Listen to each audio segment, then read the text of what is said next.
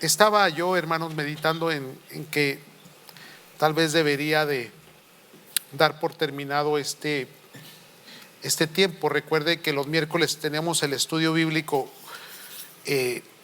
versículo por versículo. Íbamos en segunda de Pedro. Y es muy importante el estudio de la palabra del Señor, hermanos, muy importante. Ahora con esto de la pandemia, pues cuando volvimos, recomencé, hermanos, un pequeñito proyecto. Dije, mientras vuelven los hermanos, mientras esto pasa, porque no sabíamos si volvíamos a cerrar o no y todo aquello. Y hermanos, comencé con una serie de todos aquellos personajes que fueron tocados directamente por Cristo Jesús. Y pues pensé que ya habíamos terminado, pero no, cada vez siguen saliendo más. Algunos para bien y otros para mal. Pronto ya quería terminarlo, hermanos, y me di cuenta que hay que hablar de Caifás, uno de los sacerdotes. Pero hoy vamos a hablar, hermanos, de un ciego. No da su nombre la palabra del Señor, pero la escritura nos da un capítulo completo sobre este caso, el caso del ciego de nacimiento. Y muy interesante, hermano, lo que usted va a escuchar en esta tarde, lo que nos va a enseñar la palabra del Señor. Hoy en estos tiempos es tan relevante esta escritura porque nos muestra que el ser humano religiosamente no cambia, hermanos, no cambia. Hay gente que defiende a capa y espada una idea, un versículo, una creencia, un estilo de vida, una formación religiosa, una cultura. Y la realidad es, hermanos, que yo he llegado a la conclusión que para que una persona verdaderamente cambie y sirva a Dios de todo corazón y no a las creencias religiosas, solamente es cuando Cristo entra a su corazón, hermanos, y es rescatado por el poder de Dios, sus pecados son perdonados y se convierte en una persona nacida de nuevo en Cristo Jesús. Al necio, por más que le hables, por más que le digas, por más que le enseñes, una vez que se sube al macho no lo vas a bajar de ahí. Y ojalá y usted no sea uno de ellos. Digan amén. No. Vaya conmigo, por favor. Vamos a tener que dar bastante lectura hoy, hermanos, a Juan capítulo 9. Y el capítulo 9 lleva 41 versículos. Estos 41 versículos, amados, nos enseñan sobre este personaje, el ciego de nacimiento. Aquí hay varios personajes en el entorno al suceso. Están los discípulos que hacen pregunta. Están los fariseos que están cuestionando la divinidad de Cristo Jesús o su procedencia o su veracidad. Está el ciego, está los padres del ciego, está, hermanos, la comunidad que también se envuelve, también participa en ello. Y todos nos van a dejar una enseñanza bien tremenda en esta noche, hermanos. Ya lo tienen, hermanos, el capítulo 9, les dije, hermanos. Mire, para no detenernos, porque el tiempo apremia, el tiempo es corto, lo voy a leer de un solo todo. Y al leerlo, usted váyale poniendo atención a la historia, cómo se desenvuelve. Y mientras usted la va captando, hermanos, después vamos a recordar algunos puntos importantes. De esa manera, hermanos, no me tengo que detener. Al pasar Jesús vio a un hombre ciego de nacimiento. Y sus discípulos le preguntaron diciendo: Rabí, ¿quién pecó, este o sus padres, para que naciera ciego? Jesús respondió: ni este pecó ni sus padres, sino que está ciego para que las obras de Dios se manifiesten en él. Ahora, hermano, quiero recordarle que estoy en la Biblia de las Américas, por si mira alguna palabrita ahí un poquito diferente a la Reina Valera. Versículo 4. Nosotros debemos hacer las obras del que me envió mientras es de día. La noche viene cuando nadie puede trabajar. Mientras estoy en el mundo, yo soy la luz del mundo. Habiendo dicho esto, aquí viene, hermanos, pongamos atención. Escupió en tierra e hizo barro con la saliva y le untó el barro en los ojos y le dijo: ve y lávate en el estanque del Siloé, que quiere decir enviado. Él fue pues y se lavó y regresó viendo. Entonces los vecinos y los que antes le habían visto que era mendigo decían: ¿no es este el que se sentaba y mendigaba? Unos decían: él es, y otros decían: no, pero se parece a él. Él decía: yo soy. Versículo 10. Entonces le decían: ¿cómo te fueron abiertos los ojos? Él respondió: el hombre que se llama Jesús hizo barro, lo untó sobre mis ojos y me dijo: ve al Siloé y lávate. Así que fui, me lavé y recibí la vista. Y le dijeron: ¿dónde está él? Él dijo: no sé. Llevaron ante los fariseos al que antes había sido ciego, y era día de reposo, el día en que Jesús hizo el barro y abrió los ojos. Ese versículo 14 hay que ponerle atención. Dice una vez más: y era día de reposo, el día que Jesús hizo el barro y le abrió los ojos. 15.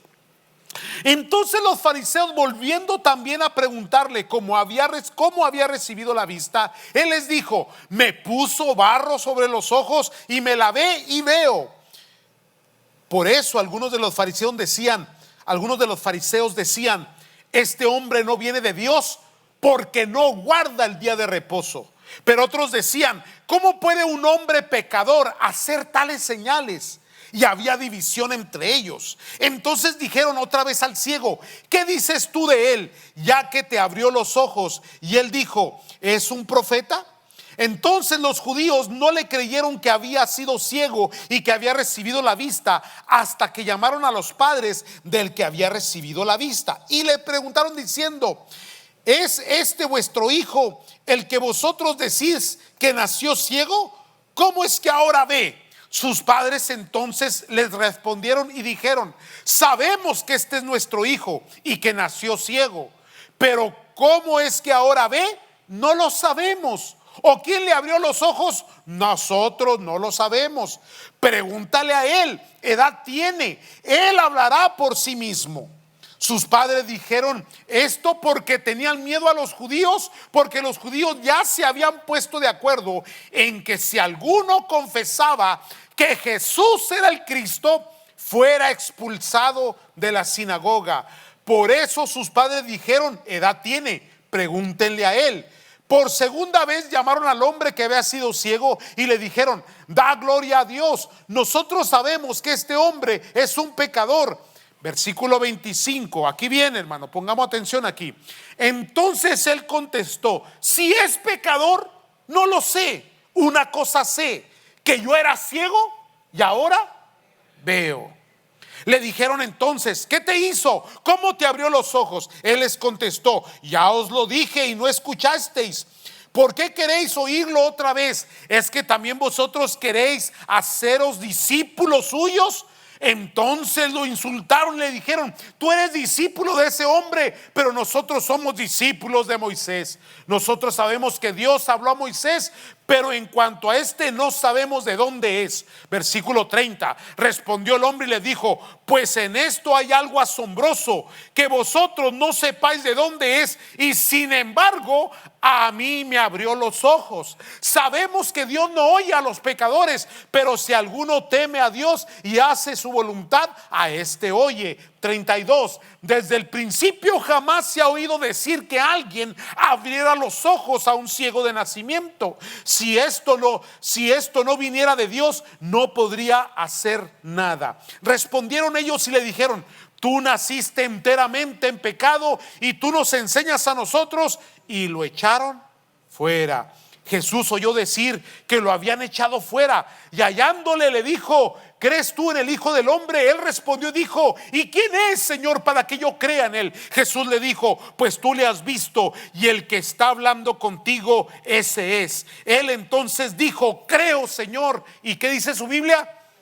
Y le adoró. Y Jesús dijo: yo vine a este mundo para juicio, para los que no ven, vean, y los que ven sean vueltos ciegos.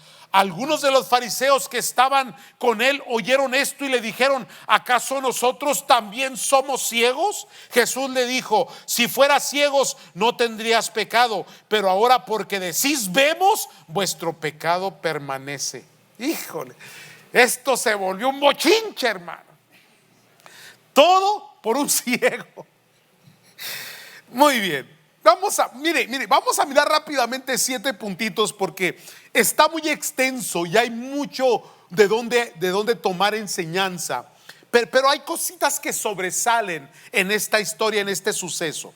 Primeramente, hermanos, la pregunta de los discípulos de pura entrada ya es controversial. ¿Quién pecó, Señor? ¿Este o sus padres?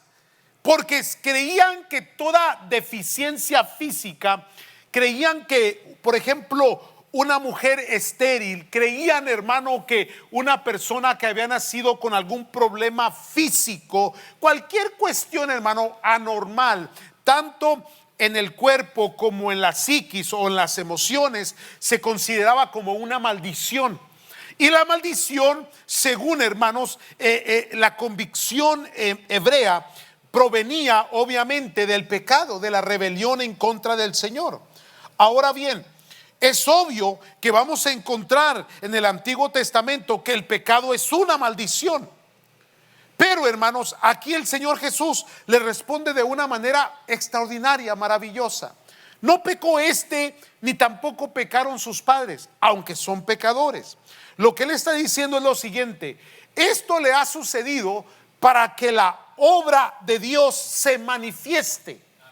Todo tiene un propósito, un significado. Todo tiene una razón existencial, hermanos, de por qué sucede. Esto no quiere decir, hermanos, que las maldiciones o que los fracasos o que los sucesos que cada uno de nosotros experimente sean propósito o voluntad de Dios.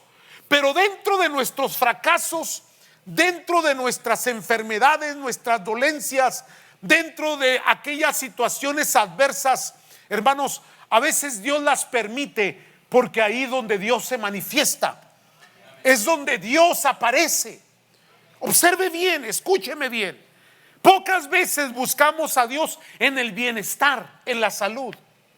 Pocas veces hay tanta fe en las personas como cuando están necesitadas. Hermanos, a veces la enfermedad es la que nos hace buscar a Dios. A veces el problema, la angustia. A veces, hermanos, circunstancias difíciles de sobrellevar. Y uno se pregunta: ¿por qué, Señor, sucede? Pero resulta que después de que pasamos por aquella situación y vemos la gloria de Dios y el poder de Dios y la sanidad y la bendición y la restauración y todo lo que Dios hace, entonces podemos decir: verdaderamente sucedió porque era necesario que Dios se manifestara. ¿Cómo voy a conocer a Dios si no he visto su gloria? Buena pregunta, ¿no? O sea, si vemos el comienzo y el final de esta historia aquí mismo en este capítulo. Comienza con un cuestionamiento hacia aquella persona: estás así porque pecaste. Pero resulta que al terminar el texto del capítulo 9, encontramos a este joven o esta persona adorando a Cristo, recibiéndole como su único y suficiente Salvador, como lo hicimos usted y yo. Si no hubiese estado en esa condición, no hubiese todo lo que sucedió, todo lo que rodeó, aunque parezcan cosas malas, recuerde algo: Dios está en medio del asunto. No se le olvide eso. Número 1, número 2, hermanos, el proceso de Dios para hacer las cosas. El proceso de Dios. Hay unas personas que Dios les dijo: sé sano. Otras personas le tocaron y fueron sanos. A otras personas les dijo: vayan y preséntense al sacerdote, y fueron sanas. Fíjese bien que Cristo nunca estableció un método o un formato de copia. Por ello, hermanos, es que tenemos que tener mucho cuidado. Y yo creo que Dios lo hace precisamente de una forma intencional, porque nosotros somos muy místicos. Mire, se cruzan los extremos, se va a los extremos. En el libro de los Hechos se encuentra una historia muy interesante. Pañuelos que se ponían sobre los enfermos y los enfermos eran sanados. En el libro de los Hechos encuentras que a la sombra de Pedro sanaban enfermos. Pero ninguno de esos puntos es doctrinal como la salvación. ¿Qué le quiero decir con esto? Y esto es muy importante entenderlo, hermano. Que ahora después, no en este tiempo, pero unos años atrás, se vendían pañuelos ungidos. No sé si me está entendiendo. En otras formas también se miraban a personas como dioses, queriéndolos tocar. Y hay predicadores que se atribuyen, no le atribuyen a Cristo el poder, pero se atribuyen a ellos mismos.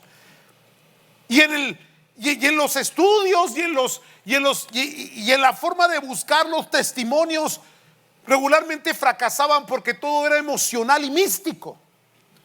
Ahora, parece que les está hablando un predicador que no cree en ello. No, espéreme. Pues yo sí creo en el poder de Dios y en la sanidad divina. Sí, hermano, yo nací en cuna pentecostal. Creo en ese poder. El problema es que el enemigo se ha metido tanto, hermano, que ha desvirtuado. Por ello es que el Señor nunca lo vemos haciendo algo copiado en misma manera. Dios trata contigo de una manera como va a tratar de otra manera con otra persona. Posiblemente Dios va a usar un pañuelo contigo, posiblemente usará una sombra. En este caso, el Señor Jesús tomó saliva de su propia boca, agarró un poco de tierra, hizo barro y se lo untó, una mascarilla, y le dijo: ve, lávate.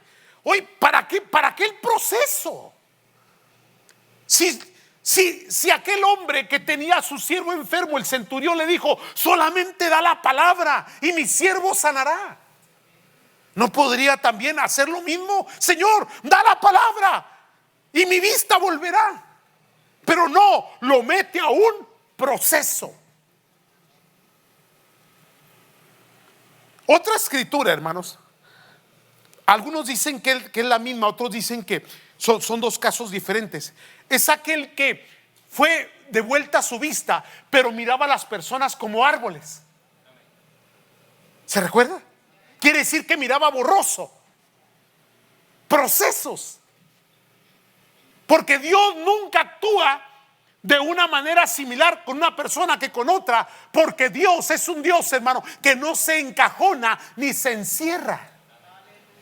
Y a veces el problema que tenemos, oímos el testimonio de algo, de alguien, y queremos que de la misma manera que obró allá, que obre aquí también. Después salimos frustrados porque Dios bendijo allá, pero no me bendijo aquí. Espérame, es que Dios trata diferente. Los procesos son diferentes.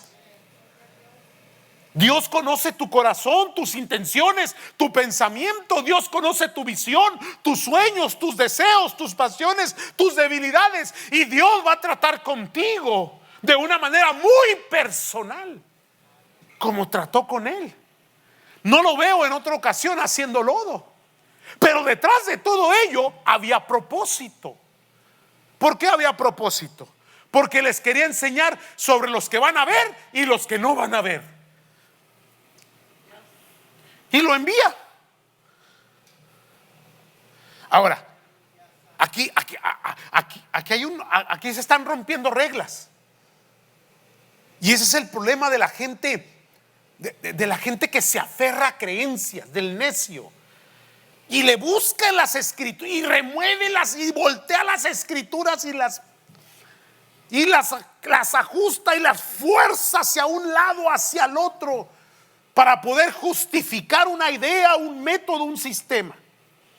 Y el Señor llega y ¡pum!, les rompe todo. Le rompió. Porque a Dios no lo puedes encerrar en cuatro paredes, en una creencia, en una religión, en una idea, en una filosofía, en un pensamiento. Dios está en los cielos, nosotros estamos en la tierra. Chihuahua. Ya me enojé. Pero es que es una realidad, hermano. Queremos agarrar a Dios y ajustarlo a un idealismo, a una perspectiva, a un lente, a un formato. Por eso es que la ley fue tan amada y tan arraigada en el contexto judaizante, hermano. Pedro batalló, Pablo batalló. Pedro batalló porque no podía entender que el evangelio era para los gentiles también. Y Dios se le tuvo que aparecer en la casa del curtidor y decirle con aquel manto de cosas inmundas, de animales inmundos que bajaba. Y le decía: mata y come. Recuerde que Pedro estaba en ayuno, ¿se recuerda? No puedo comer porque es inmundo. Y luego el Señor le dice: hey, no llames inmundo lo que yo he purificado. Y entonces llegan los mensajeros de Cornelio para llevarlo a la casa de Cornelio para que les predique a gentiles. Pero la ley decía que los gentiles no. ¿Me están comprendiendo, hermanos? ¿Cómo es que a veces nos atrapa los ideales, las formas, las interpretaciones personales? Ahí hay que meterle humildad, sencillez de corazón, quebrantamiento, para que el Espíritu Santo pueda tratar con nosotros. Es que no es mi mente, no soy yo, es Cristo en mí. Esto es lo importante de cada uno de nosotros, hermanos. Por eso es que hay tanto pleito, contienda, disensión, diferencias. Y cada quien defiende su propio espacio y pelea contra los otros. Yo le he dicho algo, hermanos, y lo vuelvo a decir: no se meten en pleitos, en discusiones interminables que no traen, hermano, edificación. El necio va a seguir siendo necio. Ocúpate en predicar el evangelio a los pecadores, en vez de estar defendiendo una idea. Ahora, ¿por qué le estoy diciendo eso? Porque el Señor lo hizo en día de reposo. ¿Y cuál fue la acusación que se le dio al Señor Jesús? Te pusiste a hacer barro. Oiga, ¿qué tanto barro pudo haber hecho con saliva? Si no iba a ser ladrillos. Lo suficiente para untárselo. Pero cuando yo leo el texto entre líneas, yo encuentro que la acusación que se le hizo es que era sábado y se puso a hacer barro. ¿Cómo es posible que la gente se atormente o se concentre tanto, hermanos? Se someta tanto, se esclavice tanto a ideas que perdió el panorama de lo que está sucediendo. Este había nacido ciego y ahora ve. Híjole, man. Pero por estar viendo el barro que se hizo en sábado,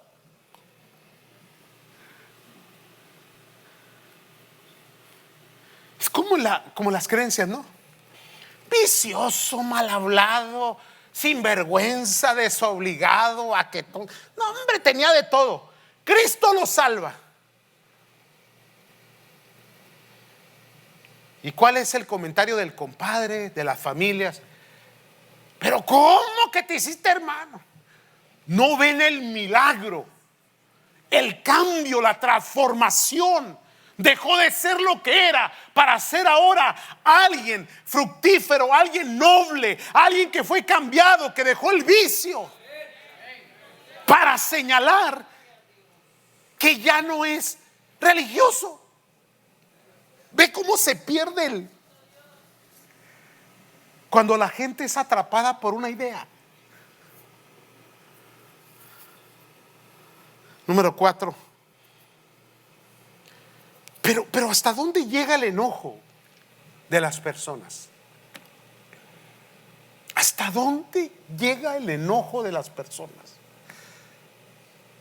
Fíjese bien, por donde tú veas el carácter de Cristo, su obra redentora, su amor, su misericordia, su perdón, su gracia, fue crucificado. O sea, no hay nada malo en la obra de Cristo. Sin embargo, cuánto incomoda a la gente cuando oye de Cristo. Cuánto se enoja la gente.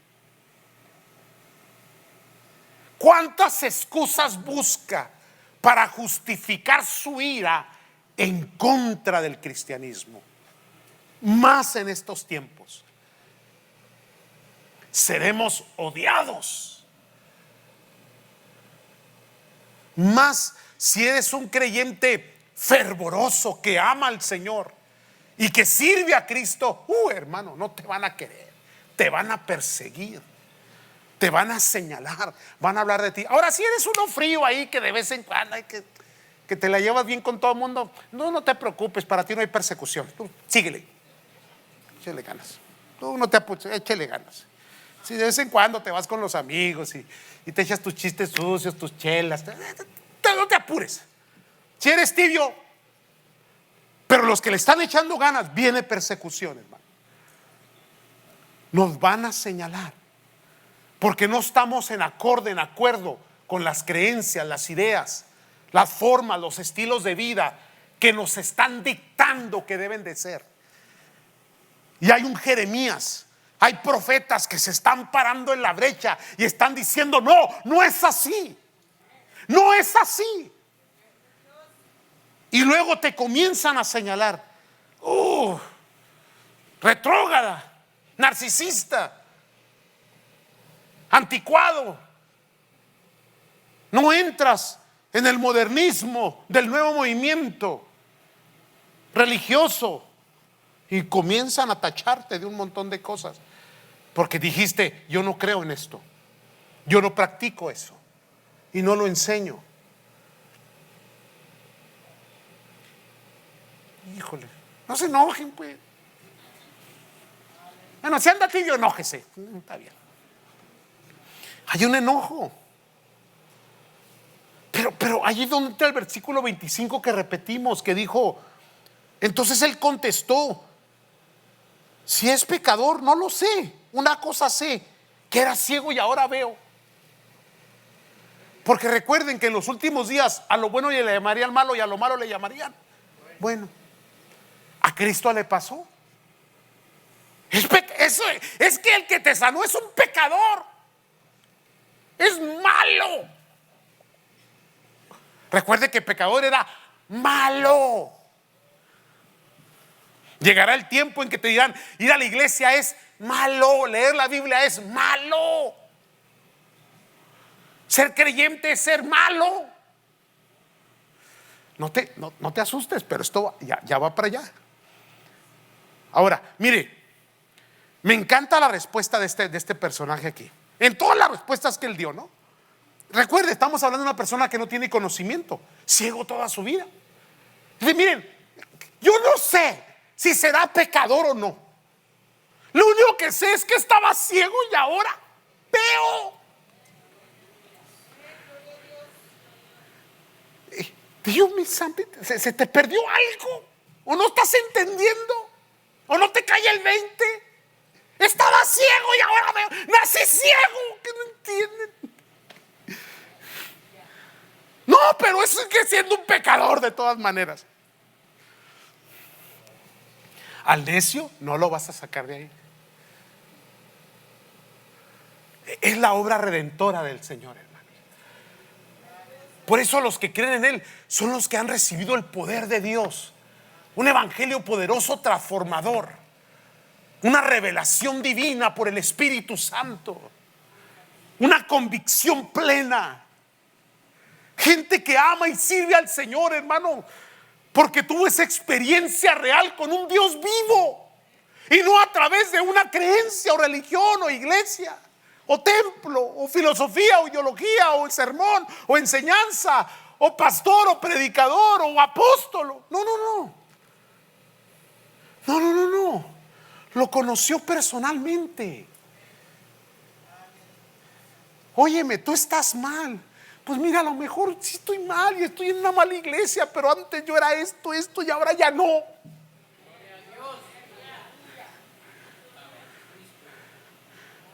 Así que me quedo aquí. Se lo he dicho en otra ocasión. Vamos a suponer, van como 3, 4 veces que le he dicho esto, pero me gusta repetírselo. Vamos a suponer que el cristianismo, todo fue una gran farsa. Farsa, farsa, farsa, farsa. Y cuando te mueras, como dice el ateo, se acabó todo. Y se te diera la oportunidad de volverlo a hacer, ¿lo harías? Claro. ¿Pero por qué si fue mentira? Pues será una buena mentira, porque me fue muy bien. Sano fui, viví feliz, lleno de la gloria y la gracia de Dios. Me sentí perdonado, aprendí a perdonar, viví una vida llena de felicidad, de alegría, de bendiciones y de prosperidad. Y aún en las tribulaciones Dios me bendecía. Así que si no es cierto, pues de todas maneras lo volvería a vivir. Ve qué tan real es Dios para nosotros, hermanos. Cuánta veracidad. No es por lo que la gente dice, cree o litiga o discute o pelea o defiende, sino es por la experiencia personal que cada uno de nosotros tiene con Cristo Jesús, hermano. La verdadera paz, el verdadero amor, el verdadero carácter cristiano. No somos revestidos de religión y creencias, somos revestidos de la presencia de Dios, de su amor. El buen creyente sabe perdonar, sabe amar, sabe vivir. Es sanador, es sal, es luz. Es un hombre, es una mujer de Dios. Santos, bendecidos, alegres, gozosos, con paz. Por eso es que no nos metemos en discusiones, ni andamos peleando, ni queriendo interpretar, ya ciérrele al Facebook, hombre.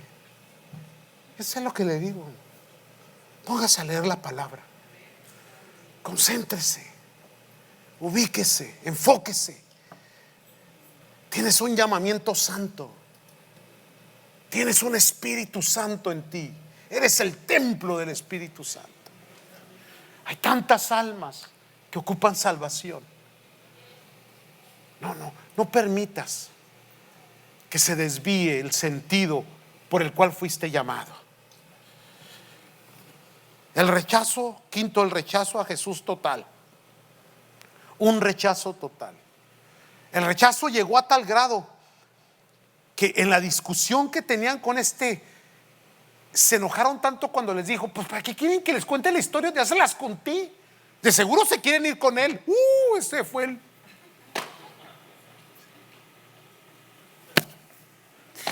Ese fue el dolor más, fue el punch que le dieron.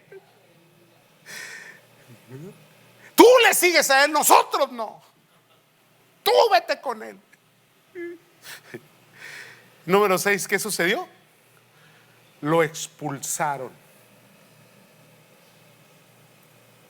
¿A qué le tenían miedo los padres? Los padres le tenían miedo a la expulsión. Ahora, entiéndame algo. El judaísmo era la religión oficial de la comunidad. Allí no había opciones. Que me voy a otra sinagoga, como aquí, ¿no?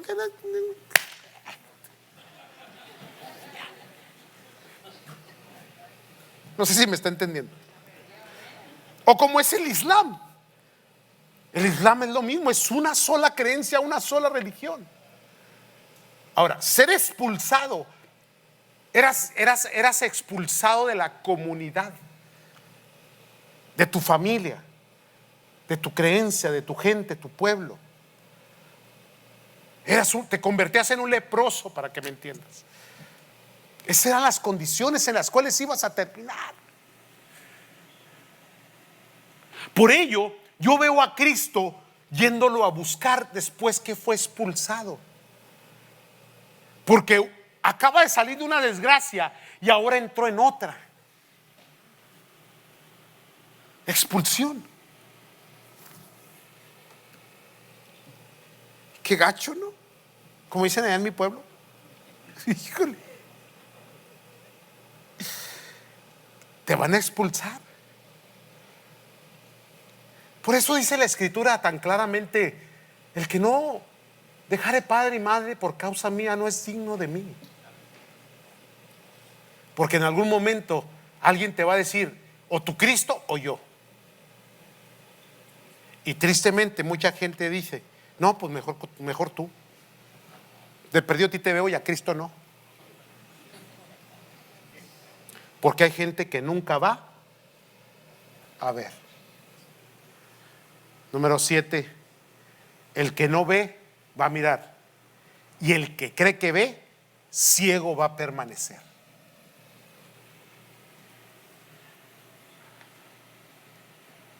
Y puedo repetir esas hermosas palabras: ciego era, pero ahora veo. ¡Qué lindo! Mis ojos fueron abiertos, ojos espirituales, que ahora ven una verdad no expuesta, ni implantada, ni impuesta en un sistema religioso. Una verdad que viene del cielo, llamada Cristo Jesús, nuestro Salvador, el cual lo recibimos en nuestro corazón y le servimos con todo amor. ¿Les cayó el 20? Dejémoslo ahí, ¿no? Porque hay más, pero después ya me los voy a confundir más de lo... Amados del Señor, este personaje